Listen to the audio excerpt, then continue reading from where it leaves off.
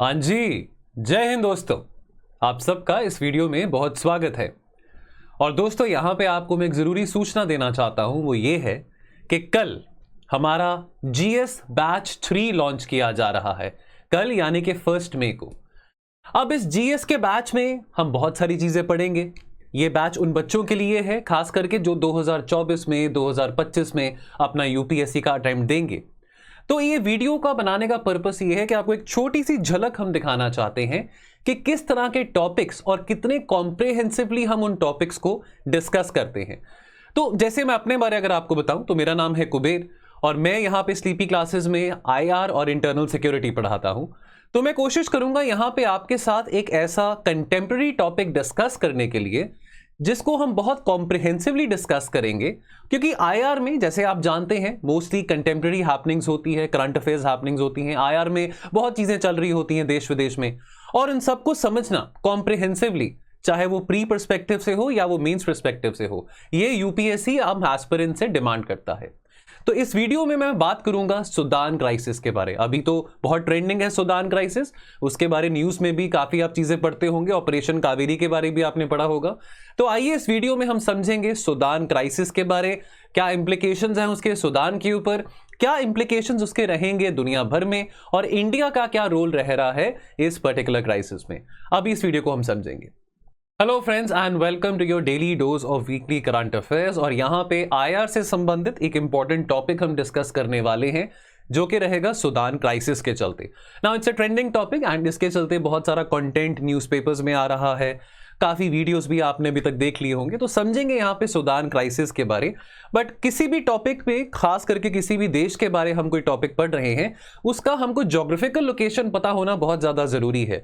तो सूडान जैसे आप जानते हैं अफ्रीका में है, खार्तूम उसकी राजधानी है। तो ये हमको बेसिक नेसेसिटी है। अब देखिए सूडान के यहाँ पे रिवर नाइल भी फ्लो करता है, रेड सी के कोस्ट पे सिचुएटेड है।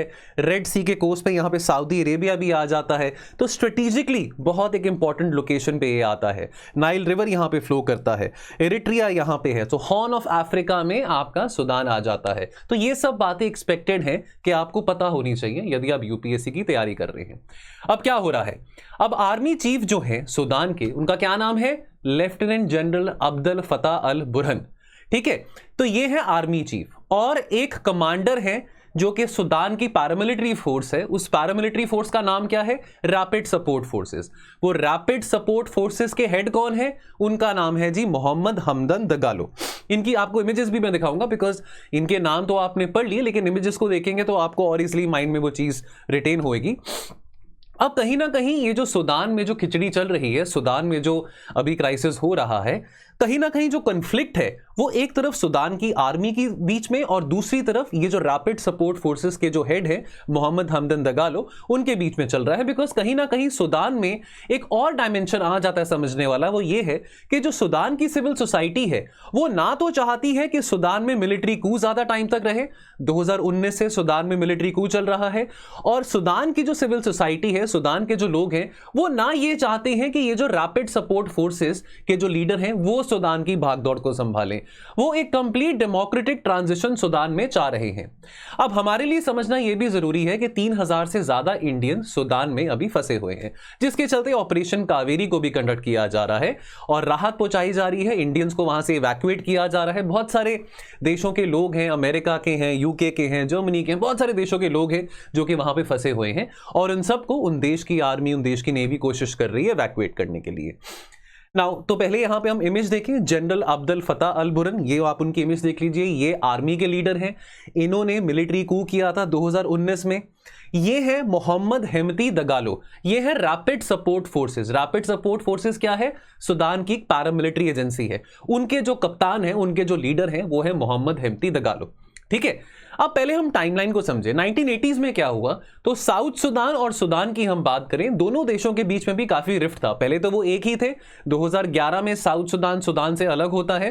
तो 1980 के टाइम की अगर हम बात करें तो डिफरेंसेस नॉर्थ और साउथ सूडान के बीच में शुरू होते हैं।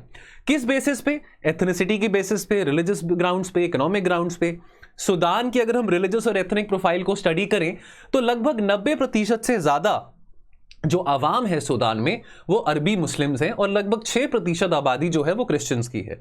और जहां पे हम साउथ सुदान की बात करें, साउथ सुदान में जो मेजॉरिटी अवाम है वो है अफ्रीकन क्रिश्चियंस। ठीक है, अब यहां पे आगे हम इसको समझें। 1989 में क्या होता है, उमर अल बशीर, ये है उमर अल बशीर। 1989 में उमर अल बशीर जो है सुदान में पावर अज्यूम करते हैं। ये बनते हैं राष्ट्रपति सुदान के, और इनके पास पावर रहती है 2019 तक। 2019 में क्या होता है, जो आर्मी के कप्तान हैं, जो आर्मी के जनरल हैं अब्दुल फताह अल बुरहान, वो मिलिट्री कू करते हैं और तख्ता पलट करते हैं। उमर अल बशीर को जो अपनी सीट है वो त्यागनी पड़ती है। उमर अल बशीर जो है वो भी पहले मिलिट्री ऑफिसर थे। प्रेसिडेंट बनने के बाद, राष्ट्रपति बनने के बाद, वो सुदान की जो पोजीशन थी प्रधानमंत्री की, उसको अबॉलिश कर देते हैं। ध्यान से समझें कि उमर अल बशीर बनते हैं राष्ट्रपति, लेकिन उससे पहले सुदान में जो सीट ऑफ पावर थी वो प्राइम मिनिस्टर के पास थी, लेकिन वो प्राइम मिनिस्टर का ऑफिस अबॉलिश कर देते हैं। कब? 1989 में। ठीक है, तो प्राइम मिनिस्टर 1989 तक सुदान के कौन थे? सदिक अल महदी। ठीक है, ये है सदिक अल महदी। यहां पे उनकी तस्वीर आपके सामने, काफी तस्वीरें आप इस वीडियो में देखेंगे। तस्वीरों को डालने का पर्पस यही है ताकि आप, नाम से आपको शायद चीज याद ना रहे, लेकिन अगर आप उनकी फोटो देखेंगे तो आपको चीज याद रहेगी। तो सदिक अल महदी जो है ये प्रधानमंत्री थे सुदान के 1989 तक। बहरहाल उमर अल बशीर एक मिलिट्री ऑफिसर थे, वो मिलिट्री कू करते हैं 1989 में, राष्ट्रपति बनते हैं सुदान के। 2019 तक वो राष्ट्रपति बनते हैं, लेकिन फिर वही जैसी करनी वैसी भरनी। 2019 में उनका तख्ता पलट हो जाता है, अब्दुल फताह अल बुरहान उनका मिलिट्री कू कर देते हैं। ठीक है, नाउ 2005 में एक कॉम्प्रिहेंसिव पीस अग्रीमेंट साइन किया गया था, क्योंकि जो सिविल वॉर सुदान और साउथ सुदान के बीच में चल रहा था उसके चलते एक पीस अकॉर्ड साइन किया गया था, जिसका पर्पस था कि सुदान की सिविल वॉर को कैसे यहां पे रिकंसाइल किया जाता है, नॉर्थ और साउथ सुदान के बीच में कैसे कॉम्प्रोमाइज किया जा सकता है। तो इसको हम कहते हैं नेवाशा अग्रीमेंट, इसको नेवाशा अग्रीमेंट कह के भी बुलाया जाता है। ठीक है, 2011 में साउथ सुदान बनता है इंडिपेंडेंट, यानी कि साउथ सुदान बनता है 55th कंट्री ऑफ अफ्रीका। ठीक है, 2019 में जैसे आपको मैंने बताया, 2019 तक उमर अल बशीर ये प्रेसिडेंट रहते हैं सुदान के, और इनका मिलिट्री कू होता है। फिर यहां पे इस पॉलिटिक्स में, इस पूरे मामले में एक और टर्म यहां पे आती है जो कि शायद आपने पढ़ा भी होगा इसके बारे, ट्रांजिशनल सॉवरेनिटी काउंसिल के बारे।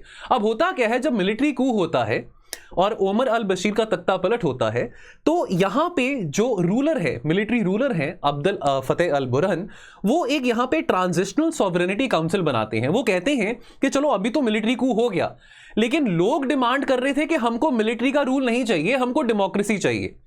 लेकिन जो आर्मी जनरल थे अब्दुल फताह अल बुरहान, वो कहते हैं कि हम इतनी आसानी से यहां पे डेमोक्रेसी रिस्टोर नहीं करने देंगे, हम एक सॉवरेनिटी काउंसिल बनाएंगे। सॉवरेनिटी काउंसिल क्या होगा? एक तरह की पावर शेयरिंग बॉडी, एक तरह की पावर शेयरिंग बॉडी होगी, एक ऐसी ऑर्गेनाइजेशन होगी जहां पे कुछ जो ऑफिसर्स होंगे वो मिलिट्री के होंगे, कुछ ऑफिसर्स जो होंगे वो सिविलियंस होंगे, और ये लीड करेंगे सुदान को towards elections at the end of 2023।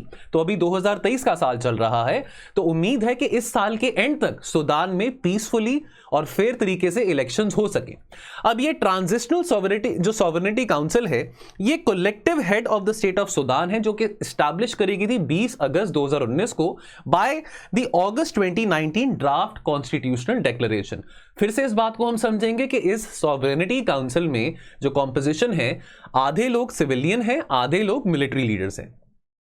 ठीक है, अब जो आर्मी लीडर थे जिन्होंने मिलिट्री कू किया, किसका? उमर अल बशीर का, उन्होंने कहा कि जो चेयरमैनशिप है इस सॉवरेनिटी काउंसिल की, वो पहले 21 महीने यानी कि लगभग 2 साल वो मिलिट्री मेंबर के पास रहेगी, यानी कि अब्दुल फतेह अल बुरहान ने कहा कि वो मेरे अंडर रहेगी, और जो बाकी के 18 महीने होंगे, क्योंकि ये 2019 की बात है कि काउंसिल बनाई गई थी, 2019 से लेके 2023 के बीच में लगभग 4 साल का डिफरेंस है, 4 साल यानी कि 48 महीने की बात आ जाती है। और उन्होंने कहा कि जो बाकी 18-20 महीने होंगे, जो चेयरमैनशिप होगी सॉवरेनिटी काउंसिल की, वो सिविलियन मेंबर के पास रहेगी।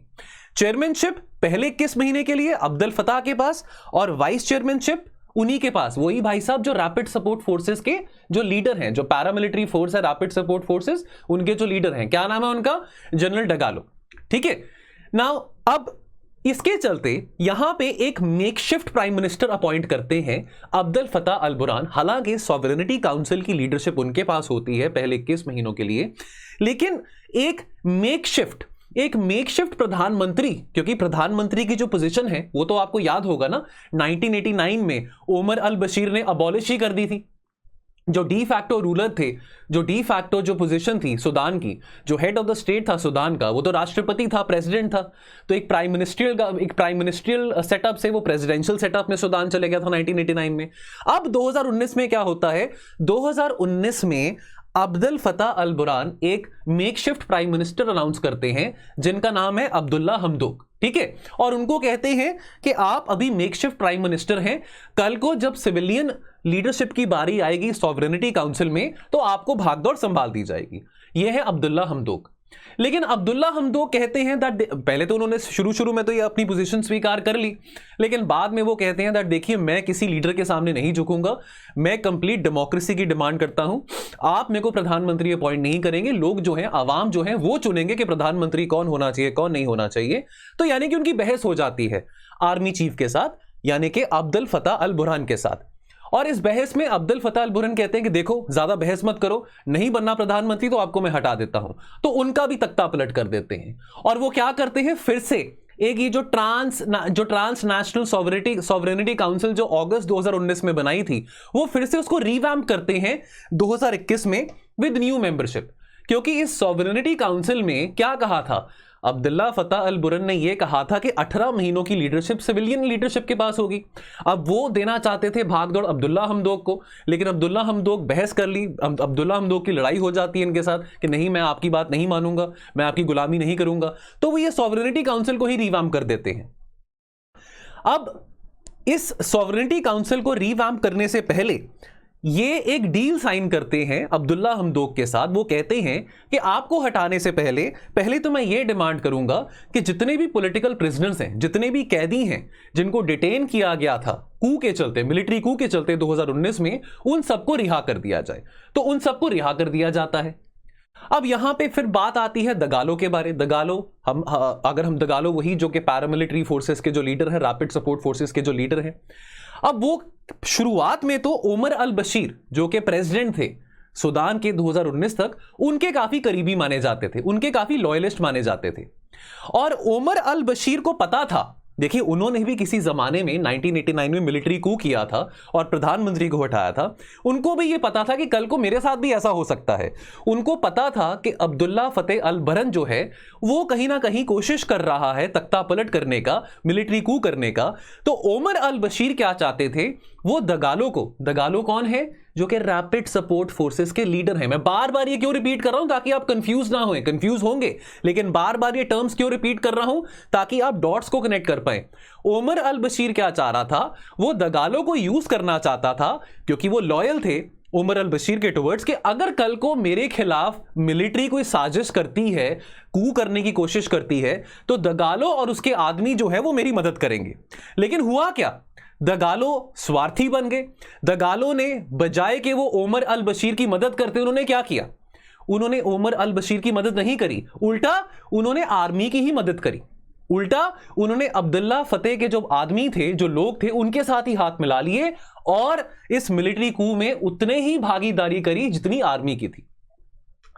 अब 2021 में जब एक मेकशिफ्ट प्रधानमंत्री अब्दुल्ला फतेह अल बुरहान ने बनाया था, अब्दुल्ला हमदोक, जब उसको भी हटा देते हैं, तब रिश्ते मिलिट्री और रैपिड सपोर्ट फोर्सेस के बीच में थोड़े खराब होने शुरू हो जाते हैं। किस बात पे, क्योंकि जो अब्दुल्ला फतेह अल बुरहान थे, जो कि आर्मी के चीफ हैं, वो चाहते थे कि आपकी जो पैरामिलिट्री फोर्स है, रैपिड सपोर्ट फोर्स, आपके जो लोग हैं, आपके जो आदमी हैं, वो आर्मी में ही इंटीग्रेट हो जाए, सूडान की आर्मी में ही इंटीग्रेट हो जाए।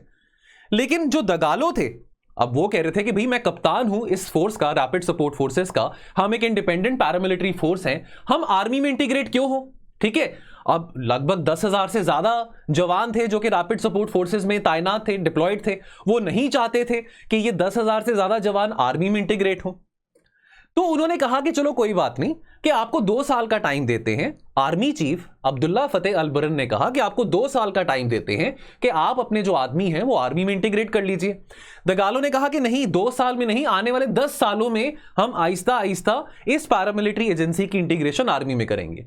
यह बात अब्दुल्ला फतेह को नहीं पसंद थी। अब इन दोनों के बीच में टसल हो जाता है और यही लड़ाई अभी चल रही है। तो एक तरफ सूडान की आर्मी है, एक तरफ ये पैरामिलिट्री फोर्स है, रैपिड सपोर्ट फोर्सेस, इन दोनों के बीच में लड़ाई चल रही है जिसके चलते लाखों मासूम लोग मारे जा रहे हैं।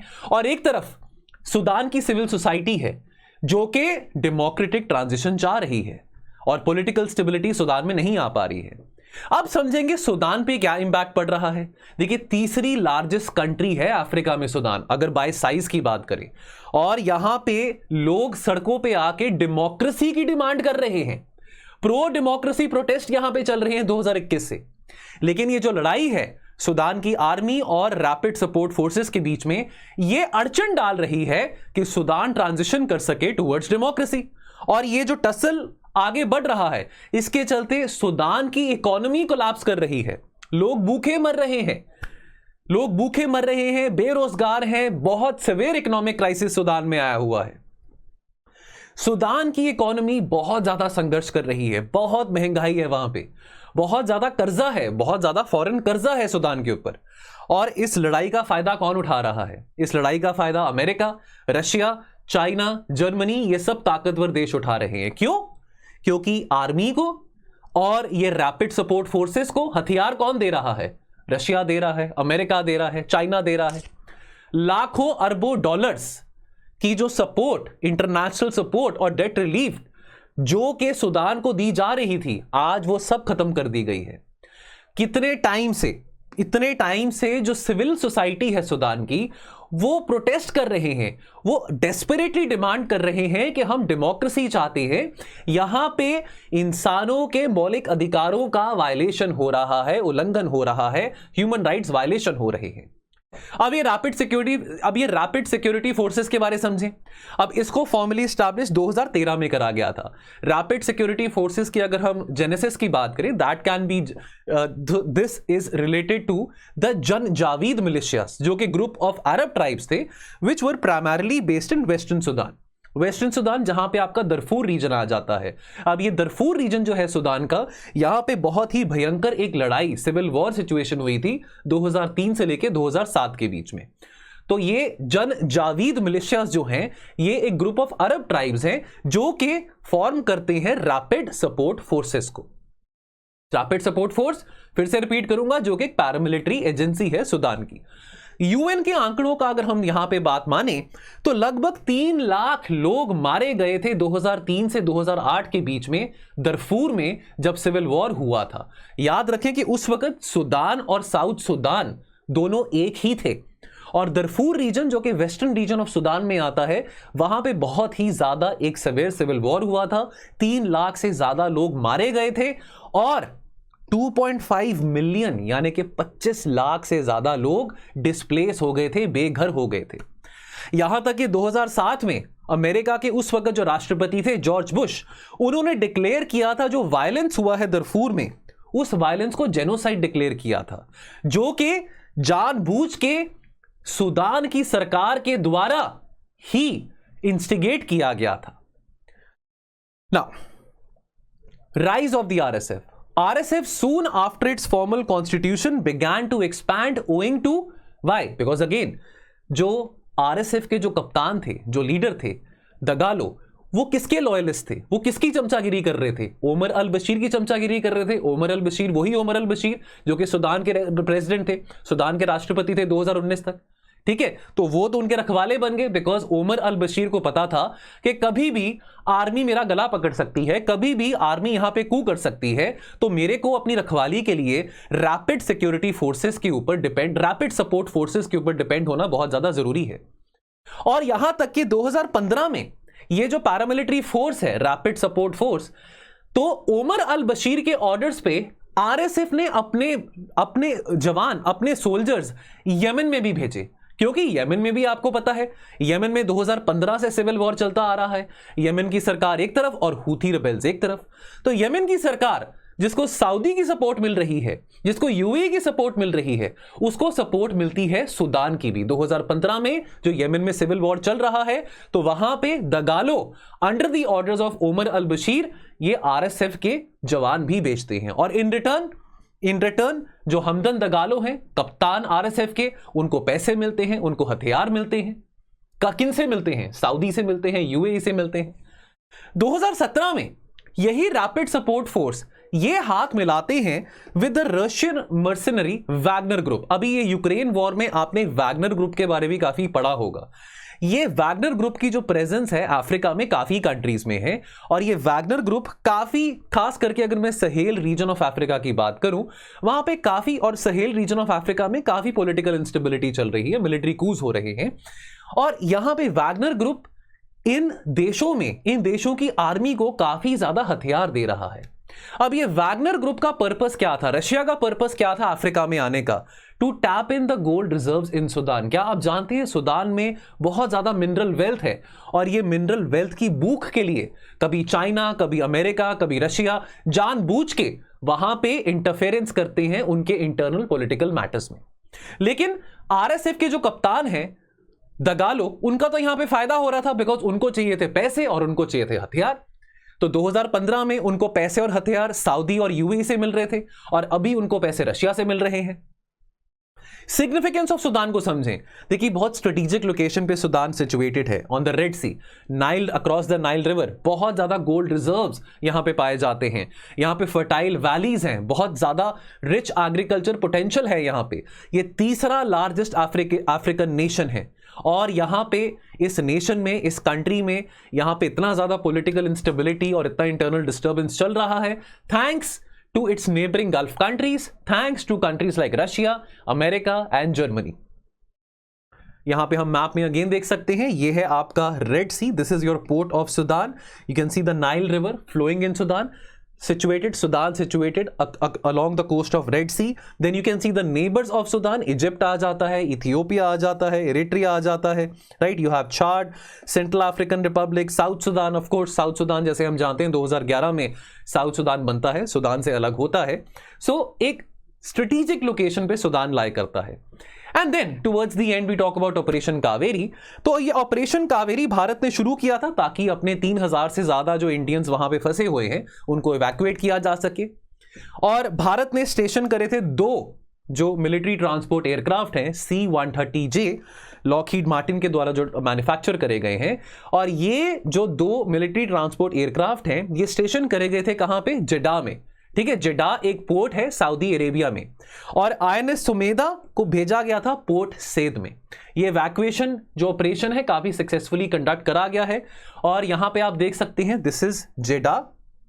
यहां पे हम मैप में देखें, सो यहां पे आपका जेडा आ जाता है जो कि एक इंपॉर्टेंट पोर्ट है सऊदी अरेबिया में। सो अगेन ये टॉपिक IR का है, लेकिन यहां पे हमने काफी कॉम्प्रिहेंसिवली डिस्कस किया है ज्योग्राफिकल लोकेशन ऑफ सूडान। हम देखिए रेड सी यहां पे आती है, नाइल रिवर यहां पे आता है, इंपॉर्टेंट पोर्ट्स की यहां पे बात हुई है, इंटरनल सिचुएशन सूडान की कैसी है उसके बारे बात हुई है। और दोस्तों अगर आज के टाइम की हम बात करें, सूडान के लोग भूखे मारे जा रहे हैं, सूडान के लोगों के पास कोई चारा नहीं है, कोई नौकरी नहीं है, and they are in dire need of humanitarian aid, और अभी सूडान के ऊपर बहुत भारी कर्जा भी है। तो चलो भारत ने तो यहां पे अपने सिटीजन्स को इवैक्यूएट किया, आने वाले टाइम में देखते हैं कि भारत और क्या एक एक्टिव रोल प्ले करेगा सूडान में। बहरहाल इस वीडियो में इतना ही, थैंक यू सो मच।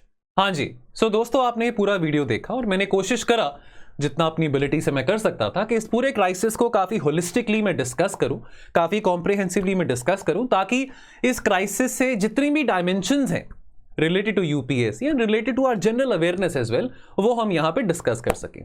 तो चाहे वो इकोनॉमिक एस्पेक्ट्स की बात हो, चाहे वो सोसाइटल एस्पेक्ट की बात हो, चाहे वो पॉलिटिकल एस्पेक्ट की बात हो, या चाहे वो ज्योग्राफिकल एस्पेक्ट की बात हो ऑफ सूडान। सो दोस्तों ऐसे ही बहुत सारे और इंटरेस्टिंग और इंपॉर्टेंट टॉपिक्स केवल IR में नहीं बट और भी सब्जेक्ट्स में, geography, history, polity, economy, science and tech, environment, ये सारे के सारे टॉपिक्स हम ऐसे बहुत कॉम्प्रिहेंसिवली लेके आते रहेंगे। कल हमारा बैच 3 शुरू हो रहा है जनरल स्टडीज का, और जनरल स्टडीज के बैच में करंट अफेयर्स तो एक बहुत इंपॉर्टेंट कंपोनेंट है, लेकिन साथ के साथ बहुत ज्यादा स्टैटिक कंटेंट भी होलिस्टिकली डिस्कस किया जाएगा। दोस्तों बैच 3 करके एक डिस्काउंट कोड है, ये अगर आप अवेल करना चाहते हैं, अगर आप हमारे बैच 3 का हिस्सा बनना चाहते हैं, बैच 3 कूपन कोड को अगर आप अवेल करेंगे, लगाएंगे, तो आपको डायरेक्ट 15% ऑफ मिलेगा हमारे इस GS के कोर्स में। और इस GS के कोर्स में जैसे कि आपको मैं फिर बताना चाहूंगा, करंट अफेयर्स भी इंबेडेड होंगे। करंट अफेयर्स एक बहुत इंटेग्रल कंपोनेंट है हमारी UPSC की तैयारी का। चलिए मैं आपसे विदा लेता हूं, मिलते हैं हम बहुत जल्द अपने अगले वीडियोस में। आप अपना ध्यान रखें और पढ़ते रहें। Thank you so much. जय हिंद।